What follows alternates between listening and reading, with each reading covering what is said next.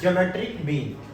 हमने geometric mean पिछले video में बताया था, उसका इंट्रोडक्शन बताया था आप लोगों को। तो हम ज्योमेट्रिक मीन पढ़ेंगे। तो देखो ज्योमेट्रिक मीन क्या होता है, जैसे ज्योमेट्रिक मीन अगर आपको बिटवीन ए एंड बी निकालना है तो इसका geometric mean A B to the power half हो जाएगा। पिछले मैंने वीडियो में बताया था आपको, आप लोगों को, जैसे geometric mean of A B C है कि इसका हो जाएगा ए बी सी का पावर 1/3 हो जाएगा, ठीक है ना। अब होता है एक चीज एम। एम क्या होता है, अगर ए और बी का आपको एम चाहिए, ये होता है a प्लस b/2। देखो जी ज्योमेट्रिक मीन जैसे a b c, तो हम ज्योमेट्रिक मीन में जीपी का जो प्रॉपर्टीज होता है, जीपी का प्रॉपर्टीज क्या होता है कि उसका कॉमन रेशियो सेम होता है। तो कॉमन रेशियो यानी b/a is equal to c/b, यानी b² is equal to a, b is equal to under, यानी a और c का ज्योमेट्रिक मीन क्या हो गया, रूट AC। Yes sir. आया समझ में? Yes sir. अब जैसे मान लो कि आपको a और b के बीच में, ये a है और ये b है, और इसके बीच में आपको ज्योमेट्रिक मीन निकालना है या जीपी निकालना है। जैसे मान लो इसके बीच में G1 निकालना है, G2 निकालना है, G3 निकालना है, G4 dot dot dot Gn। तो चीज देखो, यहां से यहां तक टोटल कितने टर्म है बताना। तो टोटल टर्म कितने हैं जी, यहां से यहां तक n है ना। Yes sir. और आपके पास एक टर्म ये ऐड हो गया और एक टर्म ये ऐड हो गया, तो टोटल n प्लस 2 टर्म हो गए। कोई दिक्कत? No sir. अब b is equal to, b क्या है जी, b लास्ट टर्म है। b क्या है, लास्ट टर्म। तो लास्ट टर्म का मैंने फॉर्मूला आप लोग को बताया था कि an is equal to arn minus. तो इसमें लास्ट टर्म का फॉर्मूला हो जाएगा a r, टोटल टर्म कितने, n प्लस 2 माइनस 1, यानी b is equal to a r to the power n plus 1, यानी r to the power n plus 1 is equal to b/a, ठीक है। कोई दिक्कत? No sir. r to the power n into r to the power 1 is equal to b/a। r is equal to आ जाएगा b/a r to the power. कोई दिक्कत? No sir. आप इसको आगे भी लिख सकते हो, ठीक है ना। या देखो ये भी लिख सकते हो r to the power n plus 1 is equal to b/a है, तो r is equal to b/a to the power 1/n plus 1। कोई दिक्कत? नहीं सर। कोई प्रॉब्लम? No sir. कहीं छूट ना रहा ना कुछ भी। नहीं। p is equal to a r to the power n plus 1, r to the power n plus 1 is equal to b/a, r to the power n plus 1 is equal to b/a, r to the power b/a to the power 1/n plus 1। सही है,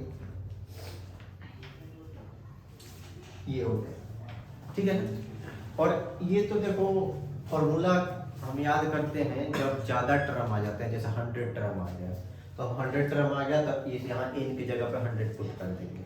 लेकिन जब simple आता है, जैसे मैं example के तौर पे एक क्वेश्चन दूंगा आप लोगों को, देखो कैसे ध्यान से रखना, इसमें कोई बड़ी बात नहीं है। आज हम इंसर्ट, जीपी और relation between am and tm के क्वेश्चन में करेंगे। जैसे मैंने बोला कि 1 और 256 के बीच में आप insert 3 number between 1 and 256 so that resulting sequence in GP, यानी 1 और 256 में से मान लो मैंने बोला कि तो 3 ऐसे नंबर रखो कि वो जीपी बन जाए। तो अभी देखो हम तो करने को इस फॉर्मूला से भी कर सकते थे, पहले आर निकाल लो। तो आर इज इक्वल टू क्या फॉर्मूला अभी निकाला मैंने, b by A to the power 1 by n plus 1। तो b कितना है जी 256, a कितना है 1 बाई n कितने है 1 2 3 4 5।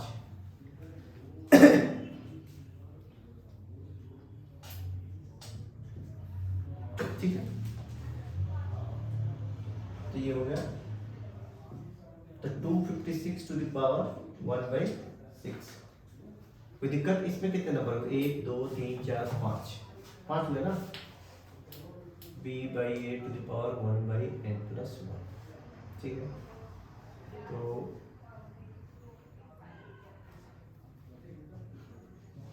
यहाँ 3 आएगा। पूछो कैसे? कैसे सर? क्योंकि जितने निकालने हैं उतने हम करेंगे ना। ये तो टोटल n प्लस 2 हो गया, ठीक है ना। तो 256 का पावर 1 बाई 4, ये 4 का पावर 4 है इंटू 1 बाई 4, ये 4 आ गया हमारा, r आ गया 4। अब देखो ये first term, second term ar square ar cube. ये तो 1 है, 1 into 4, 1 into 4 square 1 into 4 cube, यानी g1 जो आ जाएगा हमारा 4 आ जाएगा, g2 जो आ जाएगा 16 आ जाएगा, g3 जो आ जाएगा 64 आ जाएगा। हम ऐसे निकालते हैं। तो दूसरा भी तरीका है, देखो कैसे दूसरा तरीका मैं समझाऊं।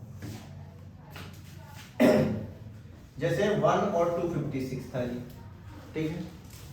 तो ध्यान से देखना सब लोग, ठीक है ना। जी सर। तो 1 और 256 है, ठीक है। तो इसमें मान लो g1 g2 g3 तीन जीपी निकाल रहे हैं। तो देखा जाए first second third fourth fifth, ये फिफ्थ टर्म है। क्या है? Fifth term. यानी a5 इज इक्वल टू 256 दे दिया, यानी ar4 इज इक्वल टू 256 दे दिया। तो a की वैल्यू है 1 into r4 is equal to 256 दे दिया। r4 इज इक्वल टू 4 का पावर ये 4 कर दो, तो r इज इक्वल टू हमारा 4 आ गया। सिंपल। यस। अब निकाल लो ये ar स्क्वायर ar क्यूब, ये हो जाएगा 1 इंटू 4, ये हो जाएगा 1 इंटू 4 का स्क्वायर 1 इंटू 4 का पावर क्यूब। तो ऐसे हम किसी दो नंबर के बीच में बहुत सारे जीपी निकाल सकते हैं, और ये आपका डायरेक्ट फॉर्मूला है r is equal to b by A to the power 1 by n plus 1 का, ठीक है ना। नेक्स्ट हम आते हैं relation between am and gm।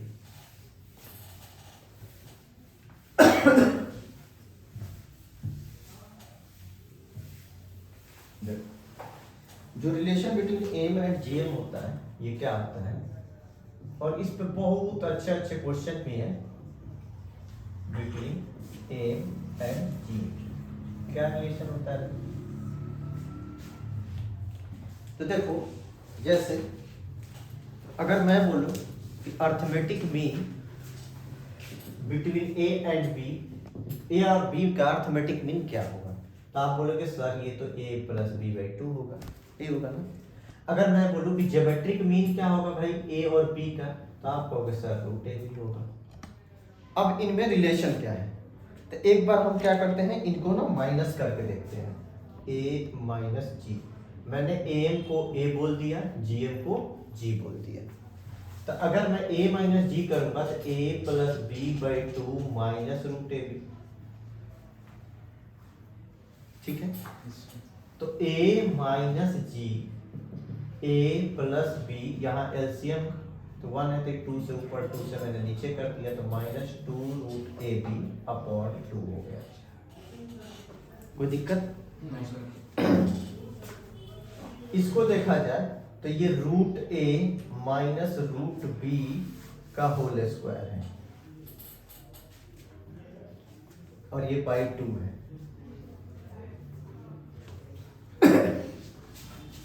तो एक चीज बताओ, हम तो रिलेशन में फंक्शन पढ़े हैं कि इसकी जो वैल्यू आएगी ना, इसकी मिनिमम वैल्यू कितनी आ सकती है?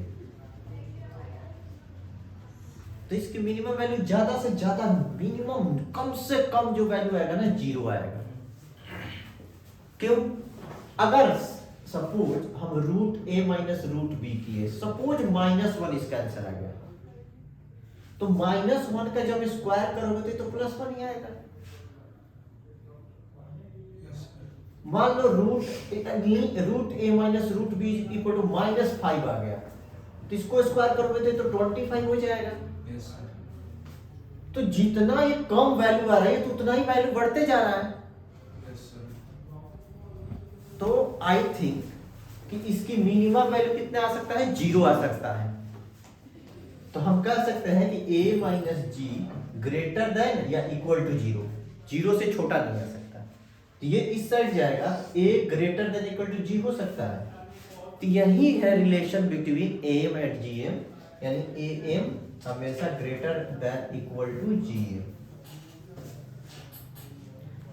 आया समझ में? जी सर। जैसे इस पे क्वेश्चन तो कुछ आसान आसान भी है, कुछ हार्ड भी है। जैसे एक मैं एनसीईआरटी एग्जाम्पलर का क्वेश्चन, मेरा मोबाइल का है, जैसे एनसीईआरटी एग्जाम्पलर का क्वेश्चन है आपके सामने।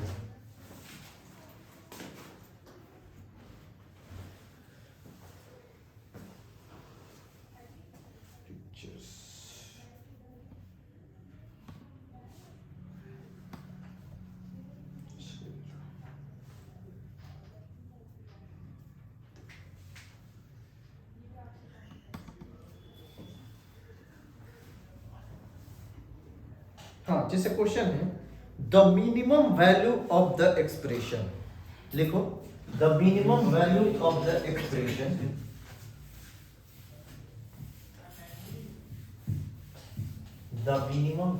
of the expression 3 to the power x plus 3 to the power 1 minus x. x belongs to real number is, यानी इसकी मिनिमम वैल्यू क्या हो सकती है। तो देखो अभी हमने बताया कि ग्रेटर देन इक्वल टू का मतलब क्या होता है। मैंने बोला x ग्रेटर देन, इफ लिखो if x, y, z are positive integers, if x, y, z are positive integers, then the value of expression x plus y, y plus z, z plus x is, option A है is equal to 8xyz, option B है greater 8xyz, option C है less than 8xyz, option D है is equal to 4xyz। तो देखो जी ये भी am और gm पे ही है डेफिनेशन। हम am greater than equal to g, ठीक है ना। तो देखो एक चीज देखो हम ऑप्शन को कैसे वो करते हैं, हटाते हैं। देखो इक्वल टू तो है नहीं कहीं, तो चलो हम इसको ग्रेटर देन ही gm ले लेते हैं। ये आने की चांसेस है यस नहीं। आप देखो देखो मैं बता रहा हूँ x प्लस वाई, तो x plus Y by 2 greater than X Y होगा, y plus Z by 2 greater than Y Z होगा, z plus X by 2 greater than X Z होगा। कोई दिक्कत? नहीं सर। 1 2 3 को मल्टीप्लाई कर दो, 1 इंटू 2 इंटू 3। क्यों? क्योंकि हमें ये चाहिए।